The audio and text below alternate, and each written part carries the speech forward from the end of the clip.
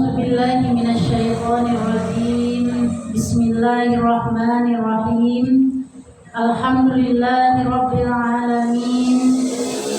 Hamdan katsiran thayyiban mubarakan fihi.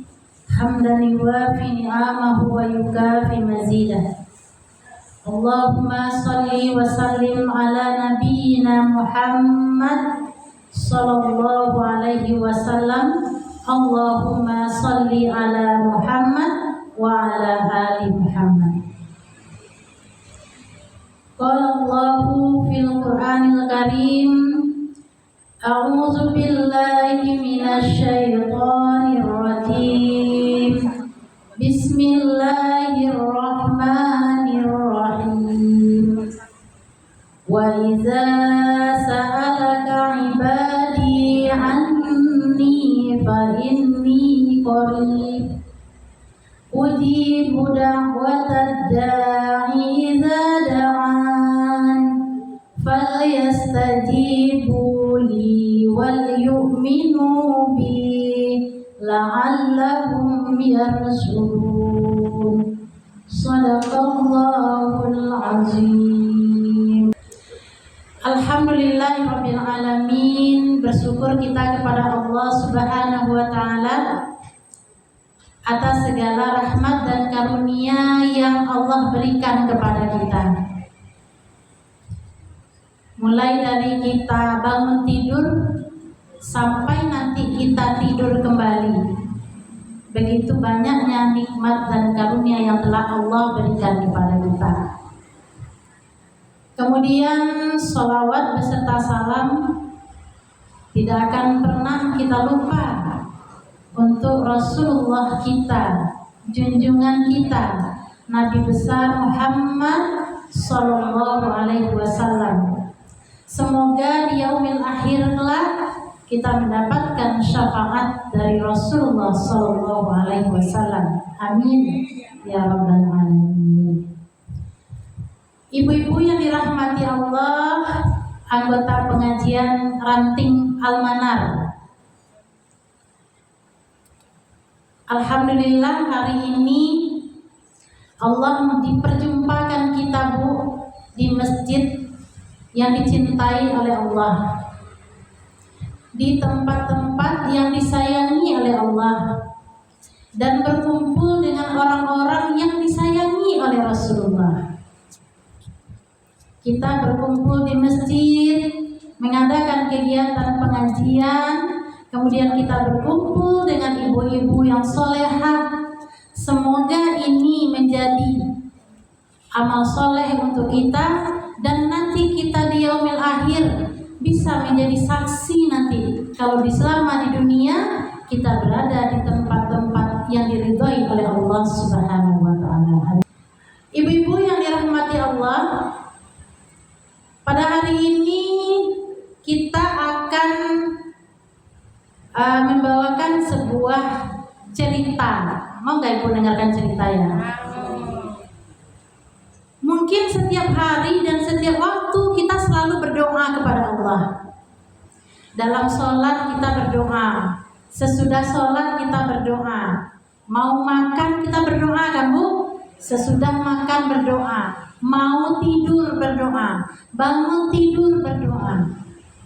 Kalau kita pikir-pikir, 24 jam kita hidup itu penuh dengan doa semuanya. Kenapa sih Bu kita harus berdoa? Kenapa kita harus berdoa kepada Allah?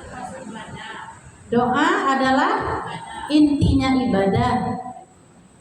Doa itu adalah penghubung kita dengan Allah. Ketika kita berdoa bukan hanya di waktu kita sholat, tetapi ketika di luar sholat itu juga akan menjadi penghubung kita dengan Allah. Di dunia ini Bu, yang kita cari apa? Ridho Allah, rahmat dari Allah. Kalau di akhirat kelak yang kita cari apa Bu? Apa yang kita cari di akhirat kelak? Syafaat Rasulullah, syafaat dari dari Rasulullah SAW. Di dunia kita mencari ridho dan mencari rahmat dari Allah Subhanahu wa Ta'ala. Ibu-ibu, kalau kita hitung-hitung dari kita bangun tidur sampai kita tidur lagi, ada nggak ibu-ibu yang ngelis nikmat yang telah Allah berikan kepada kita? Mulai bangun tidur, Bu, alhamdulillah masih bernapas, gitu kan, Bu? Ya, alhamdulillah masih bernapas. Alhamdulillah kaki masih bisa diajak bergerak. Alhamdulillah tangan masih bisa digerakkan sehingga kita bisa beraktivitas. Begitu banyaknya nikmat yang telah Allah berikan kepada kita, sehingga kalau kita tuliskan, Bu, nggak akan cukup kertas untuk menuliskannya. Kan pepatah mengatakan, Bu, habis kayu di gunung tidak akan cukup kita tuliskan. Habis air di lautan kita jadikan tinta untuk menuliskan nikmat Allah, tidak akan bisa kita tuliskan. Begitu banyaknya. Namun setidak-tidaknya ketika kita bangun dari tidur sampai kita tidur kembali, tentu kita sudah punya planning terhadap diri kita.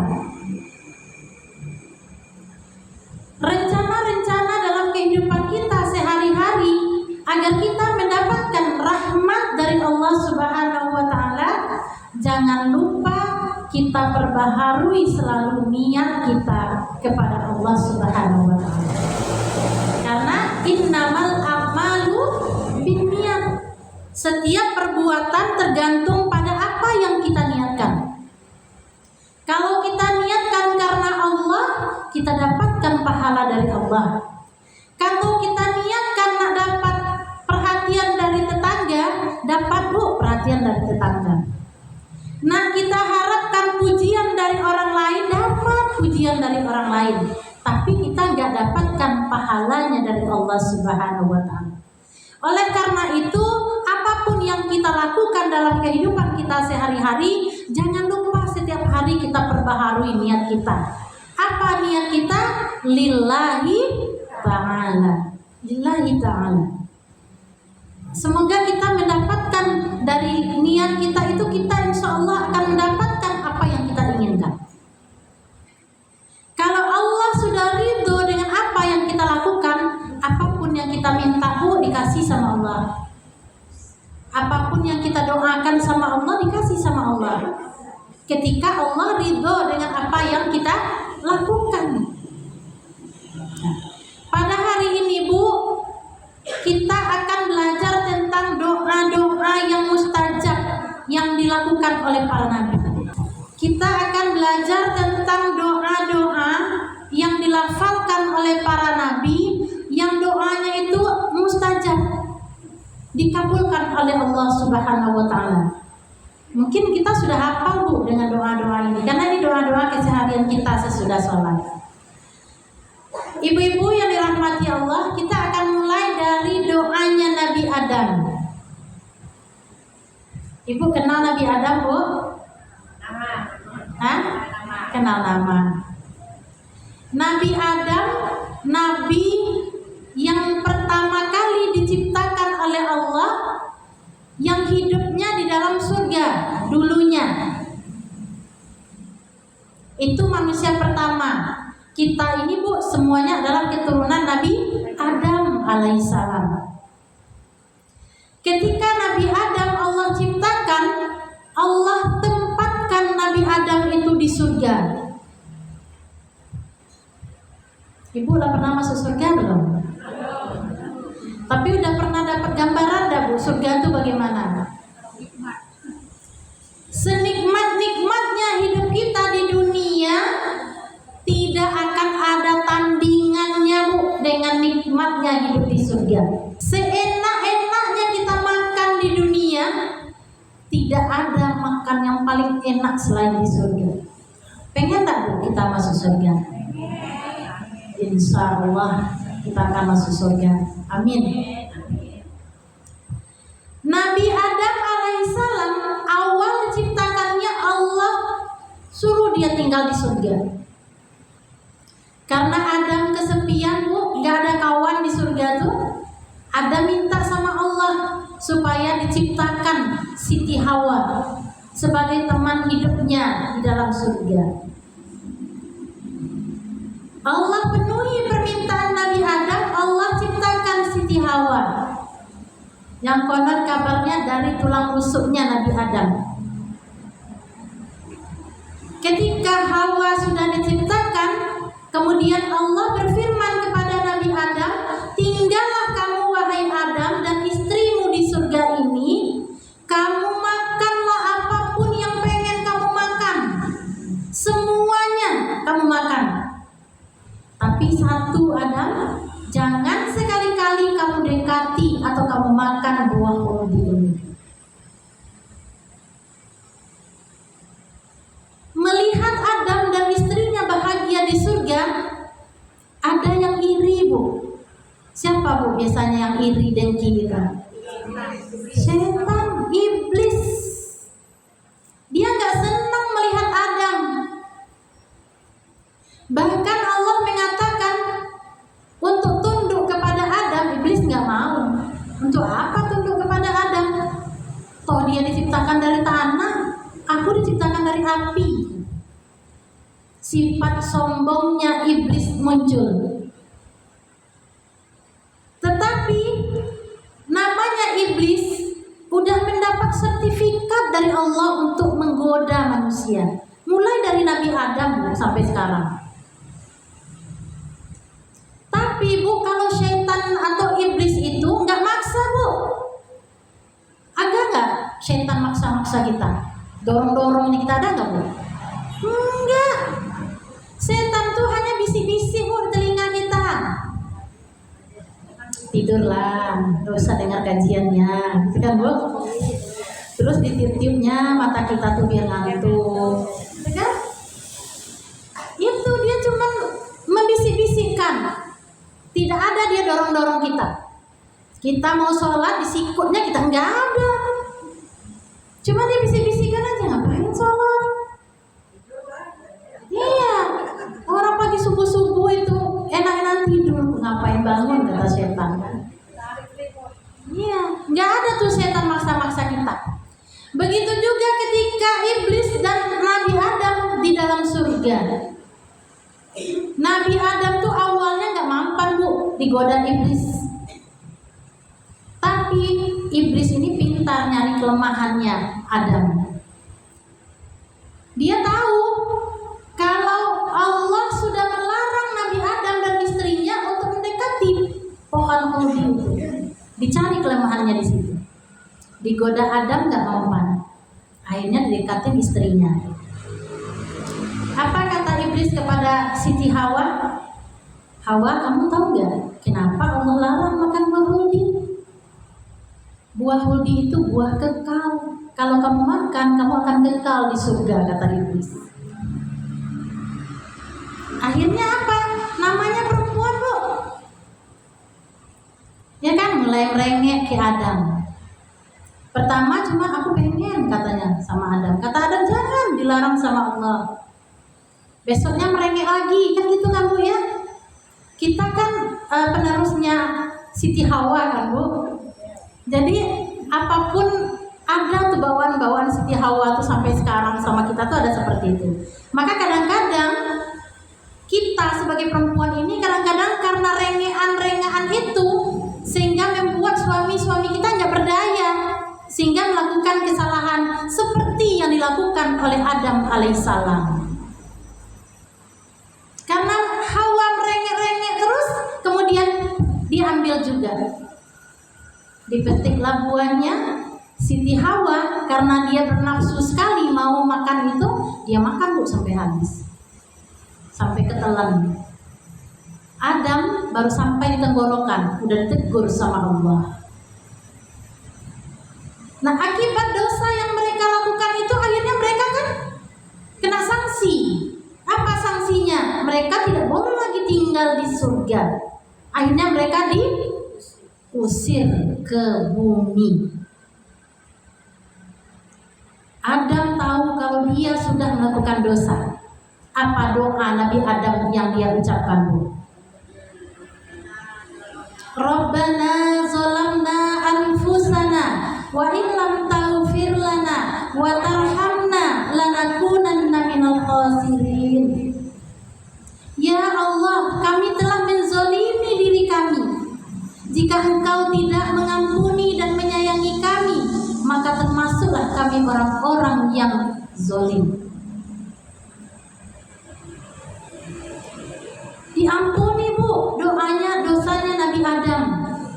Dengan doanya Nabi Adam, Allah ampuni dosanya Nabi Adam alaihissalam. Walaupun dia dapat sanksi untuk tidak lagi tinggal di dalam surga. Ibu-ibu yang dirahmati Allah, kita pasti sudah hafalkan, Bu, dengan doa itu. Rabbana zalamna anfusana. Ya Allah, kami telah menganiaya diri kami sendiri. Bu, dari bangun tidur, Bu, apa yang sudah kita lakukan? Baik sadar ataupun tidak sadar, kita telah menzolimi diri kita sendiri. Ketika kita lupa bersyukur kepada Allah Subhanahu wa Ta'ala atas segala nikmatnya, kita menzolimi diri kita, Bu. Kan kata Allah, la in syakartum la azidannakum wa la in kafartum inna azabi lasyadid. Jika kamu bersyukur atas nikmatku, aku tambah. Tapi kalau kamu ingkar, sesungguhnya azabku amat pedih. Lupa kita bersyukur, Bu, dan dapat kita bonus dari Allah. Oleh karena itu, dari setiap kesempatan kita, di setiap doa kita, jangan lupa kita selalu berdoa kepada Allah. Rabbana zalamna anfusana wa illam taghfir lana wa tarhamna lanakunanna minal khasirin. Itu doa Nabi Adam untuk mendapatkan pengampunan dari Allah Subhanahu wa Ta'ala. Apa cuma, Bu, kesalahan Nabi Adam? Cuman makan buah yang dilarang oleh Allah. Satu cuma, Bu, kesalahannya Nabi Adam. Kita, Bu, dari pagi tadi lah berapa kesalahan kita, Bu? Sudah berapa kesalahan dan dosa yang kita lakukan kepada Allah dari pagi tadi? Dari pagi tadi, Bu, bukan dari minggu kemarin. Dari pagi tadi saja. Dengan kita melafalkan doa yang dilafalkan oleh Nabi Adam alaihissalam, dan kita bersungguh-sungguh meminta kepada Allah untuk Allah ampuni segala dosa kita, untuk mendapatkan rahmat dari Allah Subhanahu wa Ta'ala, insya Allah Allah ampuni dosa kita. Bukankah Allah itu Maha Pengampun? Asal apa? Asal kita mau memohon ampun kepada Allah Subhanahu wa Ta'ala. Maka dari setiap sholat kita, di setiap doa kita, jangan lupa kita berdoa kepada Allah. Doanya Nabi Adam, insya Allah Allah kabulkan.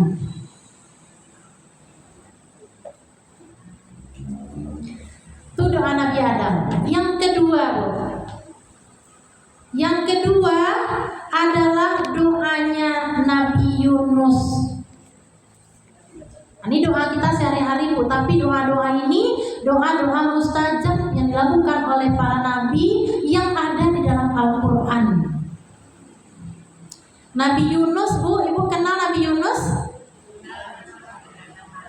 Kenal nama, Bu? Ya. Di antara 25 nabi yang wajib kita imani, salah satunya ada namanya Nabi Yunus. Nabi Yunus ini, Bu, mendapat perintah dari Allah untuk mengajak pengikutnya beriman kepada Allah dan meninggalkan sesembahan yang lain. Tapi, Bu, gak ada yang mau ngikutin Nabi Yunus. Ingkar semuanya. Sudah bertahun-tahun Nabi Yunus berdakwah di situ, gak ada yang mau dengar Nabi Yunus. Akhirnya Nabi Yunus kecewa, Bu. Diam-diam dia pergi. Ngambek Nabi Yunus.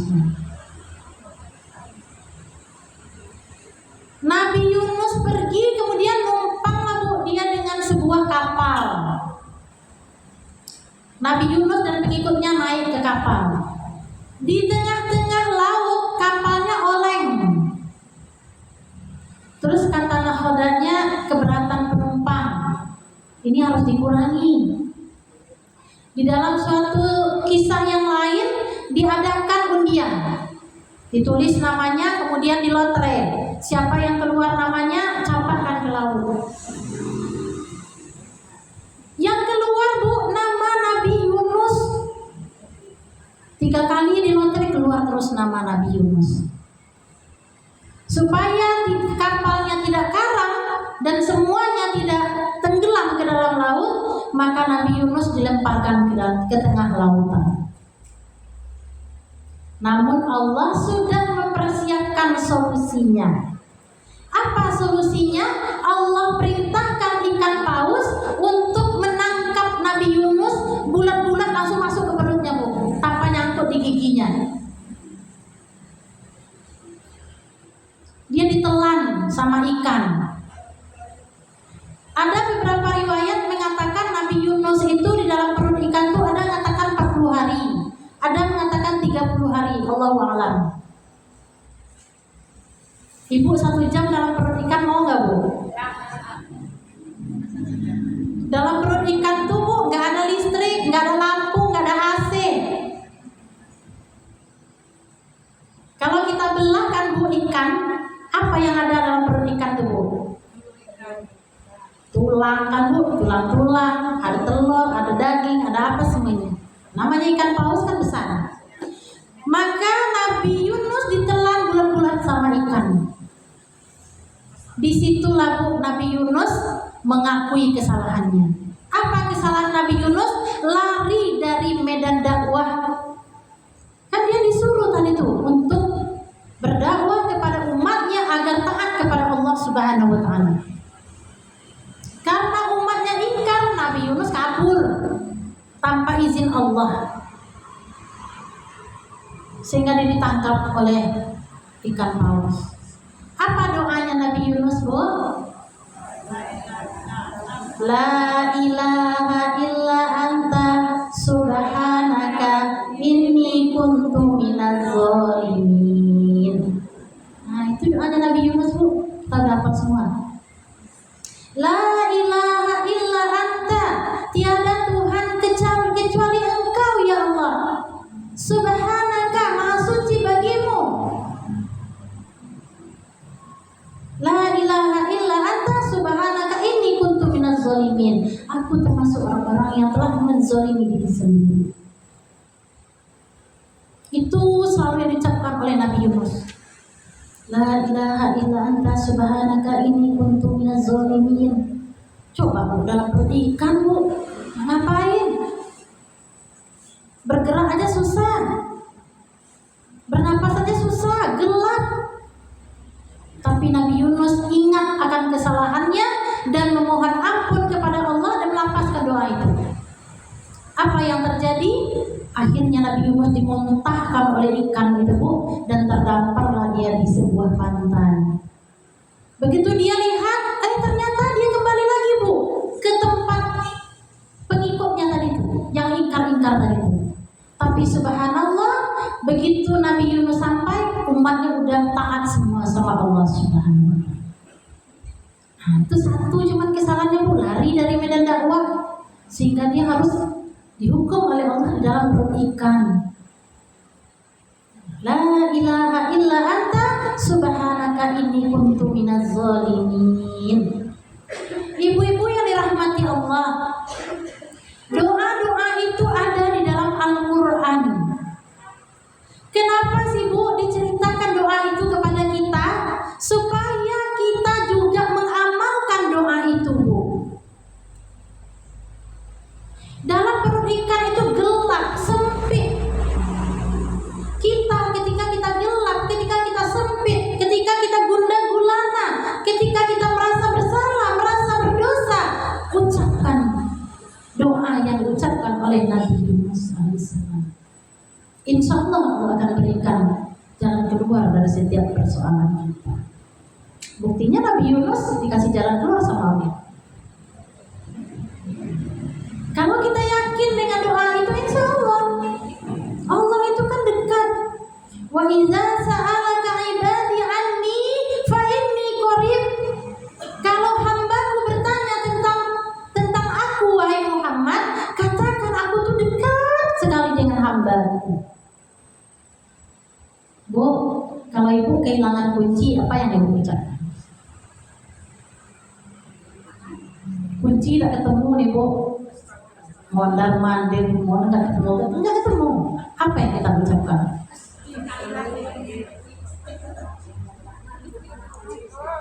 Ada kita ngomel-ngomel lagi, pakai kunci Bu. Lama berkeliling-keliling nyari kunci, dah ketemu juga. Karena apa? Karena kita menyandalkan diri kita Bu. Tapi kalau di awal kita udah andalkan Allah, insya Allah akan bantu kita Bu.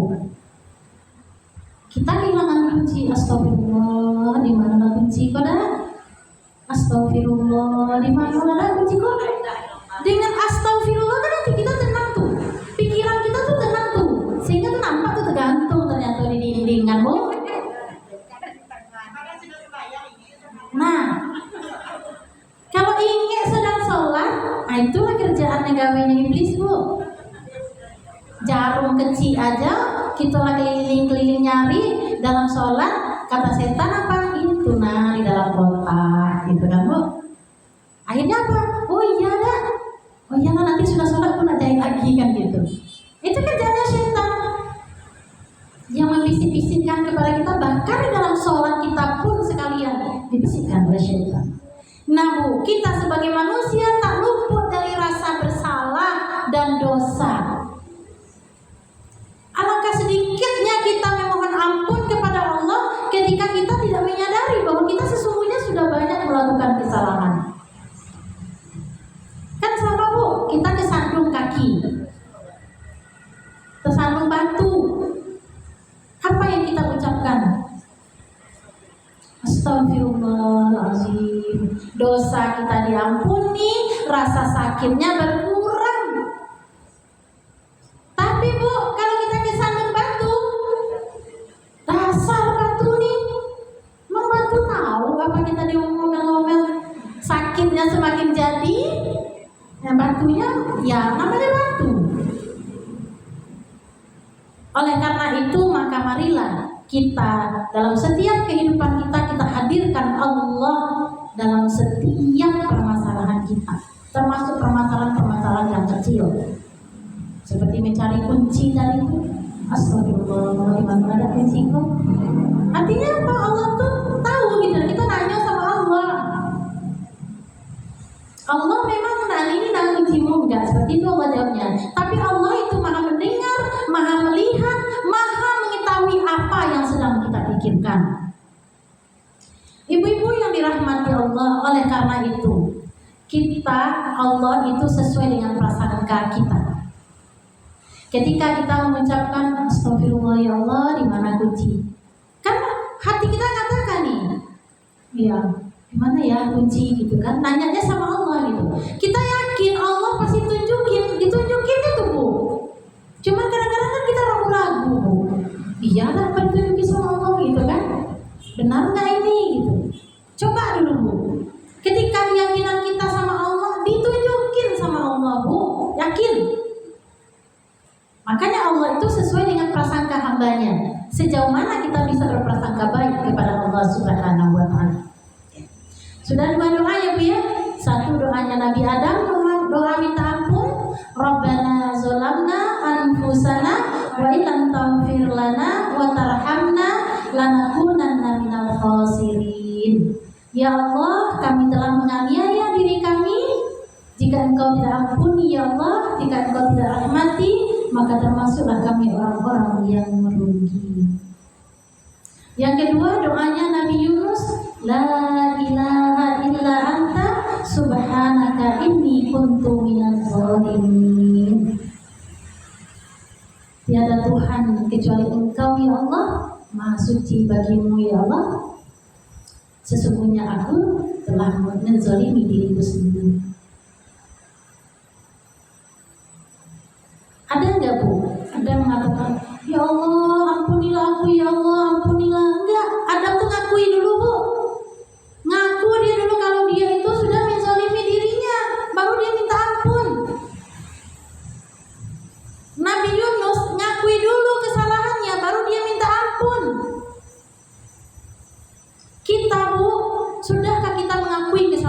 kesalahan kita sama Allah.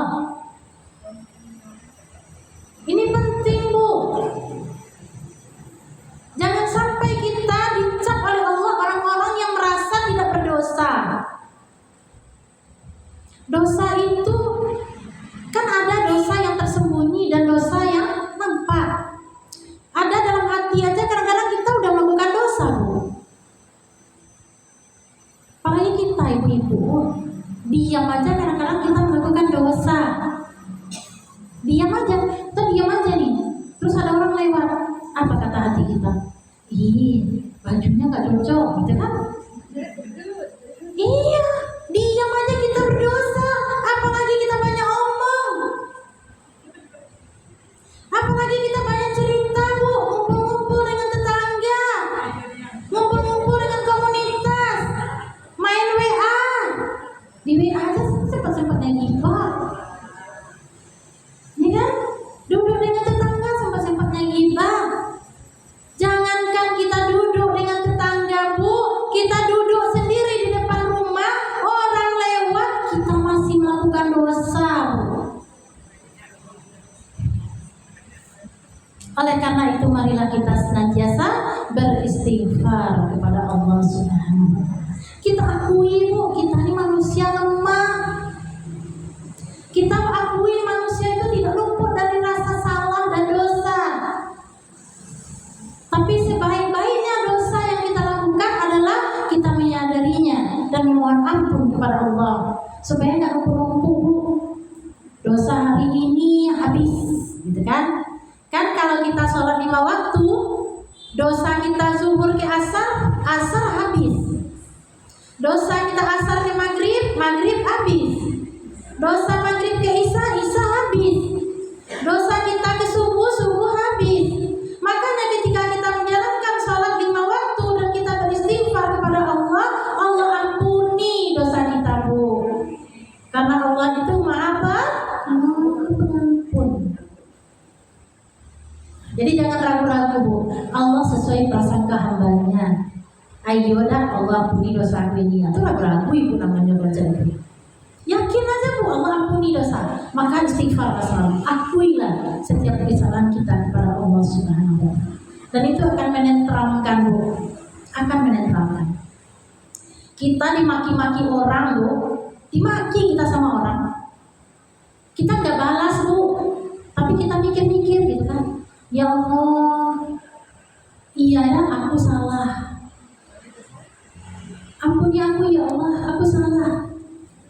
Tunjuki orang itu, aku nggak tahu ya Allah, gitu kan? Sehingga kita tentram. Tapi ketika orang maki-maki kita, kita balas maki, nggak bakal selesai. Kayak kita dimaki orang, kita cari-cari juga, awas nanti aku cari-cari juga kesalahanmu. Nggak bakal selesai, akan selesai. Jadi inilah pentingnya kita mengakui kesalahan kita dan dosa kita kepada Allah dan senantiasa memohon ampun kepada Allah. Insya Allah Allah ampuni. Dapat bahasa lah, Bu. Kalau kita dengar aja kan, Bu, ada orang maki-maki kita dengar aja. Oh, orang lagi hibah, kita ada di situ terus kita diam aja. Kan begini, Bu, dalam suatu hadis dikatakan ketika kita melihat kemungkaran, yang pertama rubah dengan kekuasaan kita. Kalau kita Bu RT umpamanya, Bu, ada orang kita kan punya kekuasaan tuh sebagai Bu RT, sebagai Bu RW. Wahai wargaku, janganlah kita menghibahkan gitu. Ya kalau kita misalnya mampu, aduh kita cerita yang lain lah bisa mengalihkan gitu kan. Tapi kalau enggak juga, udah kita minggir dari situ. Kita menjauhkan diri, jangan sampai kita ikut tergolong. Tapi lakukan dulu, Bu, tindakannya. Sebelum kita lakukan dengan hati, karena dengan hati itu selama-lamanya iman. Biarlah ya, karena gue udah ikut ngecek tadi gitu kan. Jadi aja itu selama-lamanya iman, Bu. Sebagai hamba Allah, sebagai orang mukmin, kita tuh harus melakukan tindakan, menasihatinya, menahan dia, atau menjelaskan yang sebenarnya apa. Soal diterima, Bu, nanti aja belakangan. Karena yang bisa ngasih petunjuk tuh Allah, kita nggak bisa. Tugas kita sesama manusia hanya bisa menasehati, mengingatkan. Soal petunjuk itu Allah. Tapi begitu kita menasihati Bu, kita dapat pahala Bu. Terserah orang nak kerjakan apa enggak, tapi kita udah dapat pahala. Tapi kalau kita ikut juga nimbrung di situ, baru-baru dapat pahala. Dosa orang Bu, dosa orang yang kita ghibah itu kita ambil Bu. Kan kalau menghibah itu, apakah kamu mau makan daging saudaramu yang sudah mati? Nah, ingat aja Bu, ketika kita nak membicarakan saudara kita sama dengan kita makan bangkai saudara kita yang sudah mati. Si A tuh, coba Bu pikir-pikir, kakinya kudisan. Ibu makan itu. Sehingga apa? Sehingga nggak jadi ghibah. Nggak jadi kita ghibah. Kalau kita tahu itu bahaya ghibah itu luar biasa, dosanya luar biasa. Karena kita ini Bu, perempuan ini kepo. Nah, orang bisik-bisik Bu, kita pengen tahu tuh apa tuh yang dikecilkan tadi. Nah, tuh Bu. Makanya Bu, kebanyakan dosa manusia itu ada pada mulut. Makanya Allah katakanlah yang benar itu, kalau nggak diam. Kenapa? Karena dosa mulut itu banyak. Bohong mulut kan Bu, ghibah masih mulut, mengumpat, menggunjing, ngomong kasar dan lain sebagainya, banyak sekali Bu dosa mulut itu. Maka kata Rasulullah, kalau nggak bisa bicara yang benar, diam aja. Nah itu ya Bu, 2 doa, tapi udah jam 3 nih Bu. Itu baru doa Nabi Adam dengan doanya Nabi Yunus. Nah itu kalau kita amalkan dalam kehidupan kita sehari-hari Bu, insya Allah akan kabulkan apa yang kita minta. Sekarang, nah itu luar biasa. Nah ketika itu kita yakin dan kita lakukan, insya Allah berikan solusi. Kita tambahkan satu lagi ya Bu, ini doanya Nabi Musa. Ini doa-doa yang kita hafal aja Bu. Ini doanya Nabi Musa. Bu, Nabi Musa itu pada zaman Nabi Musa itu kan ada raja yang berkuasa Bu. Raja apa ya Bu? Fir'aun. Raja Fir'aun ini raja Bu yang sombong, hartanya banyak, kekayaannya banyak, anak buahnya banyak, prajuritnya banyak. Ya pantas dia sombong kan Bu? Siapa pantas dia sombong? Hartanya banyak, kuncinya aja banyak gitu, kunci hartanya. Istananya besar, istrinya cantik, prajuritnya banyak. Kemudian berdasarkan penafsir pada waktu itu akan lahir seorang pemuda, akan datang seorang pemuda yang akan menghancurkan kedudukannya Firaun ini. Maka Firaun ini menyuruh prajuritnya untuk mencari setiap manusia yang lahir laki-laki bunuh. Itu zamannya Firaun Bu. Setiap laki-laki yang lahir dibunuh. Kalau perempuan biarkan hidup, tapi kalau laki-laki dibunuh. Maka prajuritnya Bu setiap malam tuh cari-cari tuh orang-orang yang hamil tuh. Tunggu itu Bu di depan pintunya. Jam berapa dia lahir? Anaknya lahirnya apa? Langsung dibuatkan tuh kuburannya, dikubur hidup-hidup. Ketika Musa alaihissalam lahir, Allah tutupin Bu dari prajuritnya itu, sehingga ibunya Nabi Musa sempat memasukkan Musa kecil ke dalam keranjang, kemudian diantar ke sungai Nil, dihanyutkan. Atas kuasa Allah Bu, pagi itu yang mandi adalah istrinya Fir'aun dan dayang-dayangnya. Melihat bayi hanyut di keranjang Bu, Allah titipkan rasa cinta istrinya Fir'aun kepada Musa kecil ini. Dengan rasa cintanya kepada anak ini, kemudian istrinya memohon kepada Fir'aun untuk merawat dan membesarkan Musa di dalam istana. Atas kuasa Allah. Jadi Musa besar di istananya Fir'aun. Tapi akhirnya apa? Akhirnya kan mereka bersebelahan. Kenapa bersebelahan? Karena Fir'aunnya mengatakan kalau dirinya Tuhan yang harus disembah. Sehingga sampai didatangkan tukang sihir untuk menyihir Nabi Musa. Nah, Allah cuma kasih Musa itu tongkat, Bu. Ketika disihir, ular banyak itu datang, kata Allah kepada Musa, Musa lemparkan tongkatmu. Musa lemparkan jadi ular besar, Bu. Terus dimakan ular-ular kecil itu. Nah, mujizatnya Nabi Musa alaihissalam. Tapi tidak berhenti sampai di situ. Nabi Musa ini selalu dikejar-kejar oleh Fir'aun dan bala tentaranya.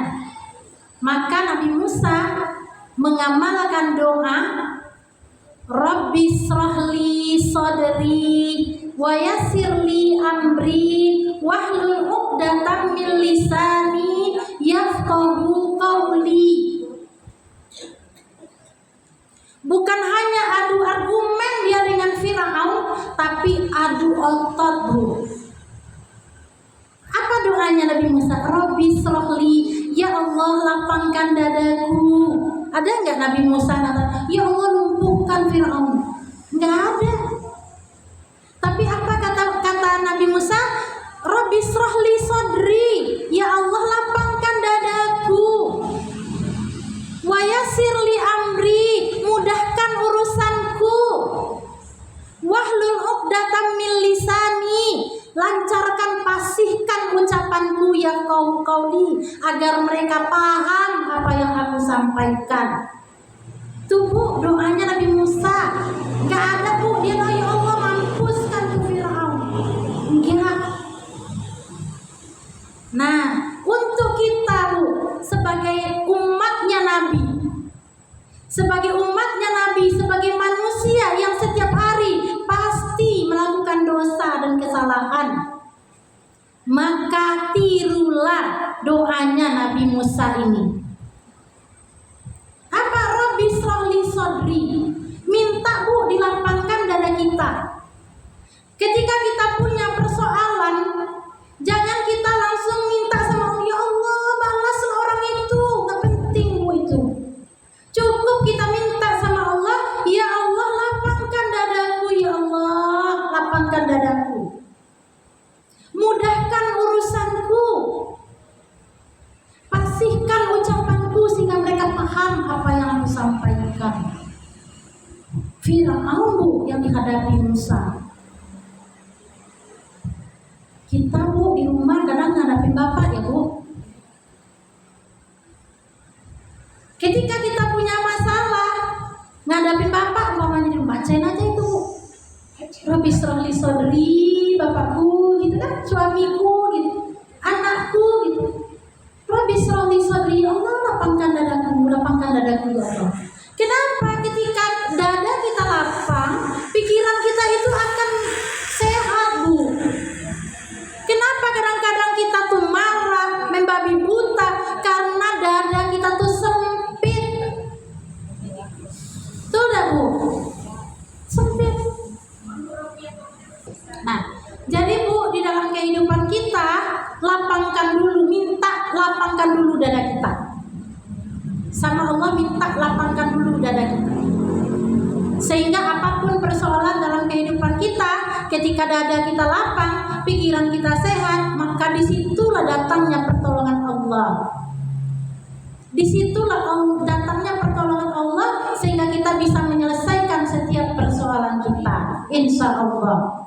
Ketika kita menyampaikan rahasia kita kepada orang, kan kita nyampaikan ini, jangan cerita-cerita ya sama orang, ini rahasia aku. Ibu yakin tetangga gak bakal ceritain? Toh ibu sendiri aja yang punya rahasia, tidak sanggup untuk menanggung rahasianya itu sendiri, gitu kan? Tapi ketika kita curhatnya sama Allah, ya Allah, aku capek, ya Allah, boleh. Aku udah lelah, ya Allah. Engkaulah yang maha menyembuhkan, sembuhkan suamiku, ya Allah, boleh, Bu, mintanya segitu sama Allah. Jadi itu kuncinya, Bu, lapangkan dulu dada kita. Menghadapi suami, ya namanya udah umur ya, Bu. Udah balik lagi ke kanak-kanak gitu kan. Nah, biasa dilayani sampai tua juga masih seperti itu. Itu kan kunci surga kita, Bu. sendiri aja Bu. Kita nggak bakal bisa merubah orang, tapi kita bisa merubah diri kita sendiri. Kita nggak akan bisa menasihati orang sesuai dengan diri kita, tapi kita bisa menasihati diri kita sendiri. Misalnya apa? Untuk sabar, cari kegiatan lain, untuk memperbanyak zikir. Berat sih Bu, kalau teorinya seperti itu, tapi prakteknya memang berat. Tapi Ibu ingat aja, kunci surganya Bu, kunci surganya kita tuh ada sama Bapak. Ibu mau masuk surga kan? Nah, ingat aja, saya nanti mau masuk surga. Sabar, begitu kan? Kunci saya sama suami saya, sabar. Begitu, kita yang nasihatin diri kita. Kalau kita curhat sama orang lain, Bu, tidak akan ada penyelesaian.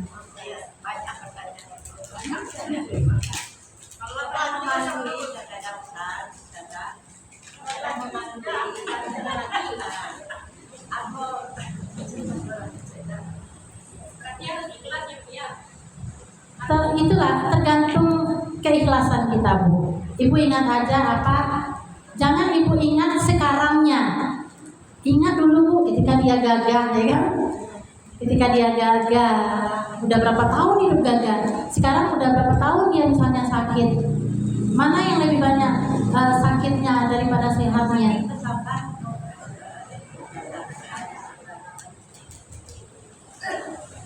Ibu fokus kepada diri sendiri. Fokus kepada diri sendiri. Jaga keikhlasannya, kesabarannya. Ibu ingat aja satu, kunci surga tergantung di dadanya.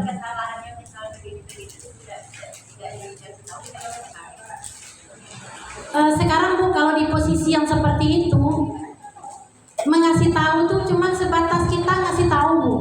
Tapi yang bisa merubah itu semua tuh hanya Allah Bu. Yang bisa memberikan petunjuk itu hanya Allah. Jadi kita jangan pula merasa terbebani Bu. Saya rajin ngaji, tapi suami jangan. Ngaji tetap ngaji Bu. Urusan suami serahkan sama Allah. Ini memang susah dipraktekkan, tapi memang harus dilakukan. Harus dilakukan. Bu, saya berceramah seperti ini bukan untuk Ibu aja Bu, tapi untuk diri saya sendiri juga. Saya ini Bu tinggal di Kampung Bali, di Panti Asuhan Aisyah Kasih Ibu sebagai ibu asrama. Setahun yang lalu dapat amanah untuk menjaga anak-anak di sana Bu. Ada 15 anak SD sampai SMA. Ibu tahu berbagai karakter mereka. Cuman saya yakin aja Bu. Kenapa yakin? Allah sudah amanahkan ini untuk saya. Ketika saya tersandung masalah Bu, ada anak yang keras kepala.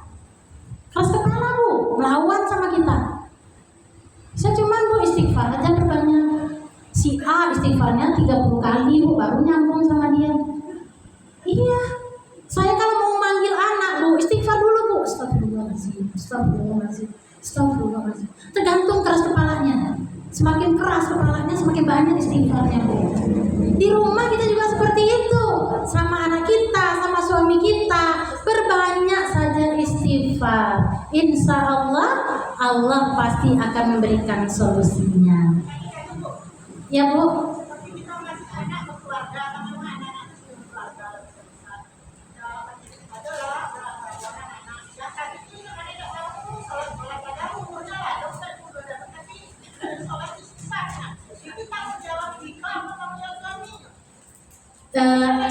Kalau sebagai ibu Bu, tanggung jawab kita tuh sepanjang hayat kan Bu. Tapi Bu, kita nggak akan memikul dosa anak kita Bu, karena dia udah dewasa. Dosa tetap dia pikul sendiri. Nah itu tadi, tugas kita hanya menasihati. Setiap waktu ingatkan aja. Terserah dia mau melakukan apa enggak. Toh yang memberi hidayah itu hanya Allah. Minta sama Allah Bu. Minta sama Allah. Mungkin sekarang belum, tapi nanti mungkin. Kan banyak tuh yang seperti itu.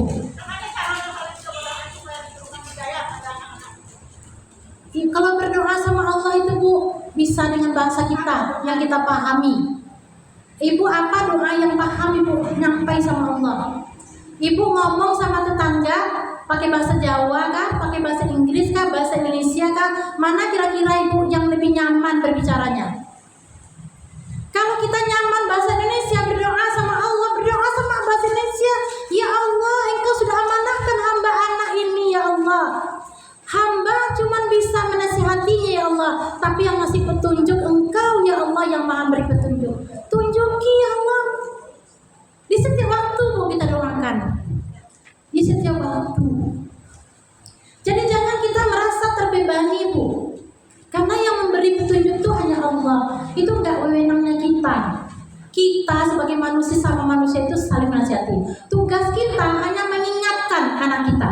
Jangan sampai pula Bu berkelahi pula aja di rumah tangga gara-gara gitu nyuruh sholat, ya kan? Apalagi yang tak mau sholat tuh menantu itu pula, ya kan? Udah Bu, kan tinggalkannya anak itu kan. Cukup serahkan aja sama Allah Subhanahu Wa Taala. Insya Allah Allah akan kabulkan doa kita. Insya Allah Allah akan jadikan yang terbaik di setiap doa kita. Kan Bu, tapi Bu harus yakin doa itu Bu, hari ini doa tidak mesti hari ini dikabulkan Allah. Ada doa itu yang langsung dikabulkan, ada doa itu yang ditangguhkan, ada doa itu dikabulkan nanti. Mungkin kita lah meninggal, anak kita rajin sholat, nah itu waktu itu mungkin dikabulkannya. Oleh karena itu jangan bosan dan jangan putus asa kita dalam berdoa. Yakin saja doa kita tuh pasti dikabulkan Allah. Entah hari ini, entah besok, entah lusa lagi. Tapi yakin Allah pasti kabulkan. Mungkin itu ya Bu, karena waktu sudah. Iya Bu. Soal pendidikan anak. Iya. Seandainya dari mulai kecil itu ya dididik dengan agama. Jadi akhirnya nanti itu anak itu suka dengan agama. Tapi kalau lagi terdidik, lagi segala nah, bahkan masih menjawabnya. Lepas itu ya. Iya, ya memang begitu Bu.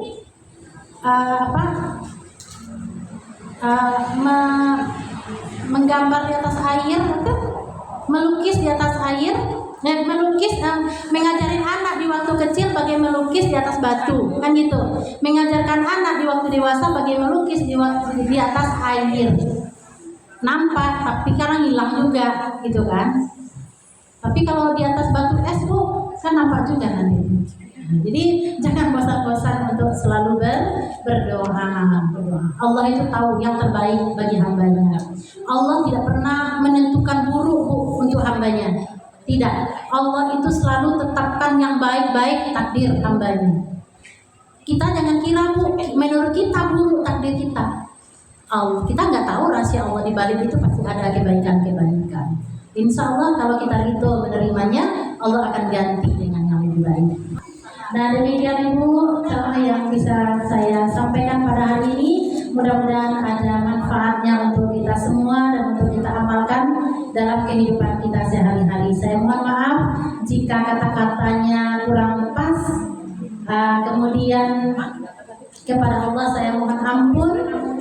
Nasrun minallah wa fathun qarib. Wassalamualaikum warahmatullahi wabarakatuh.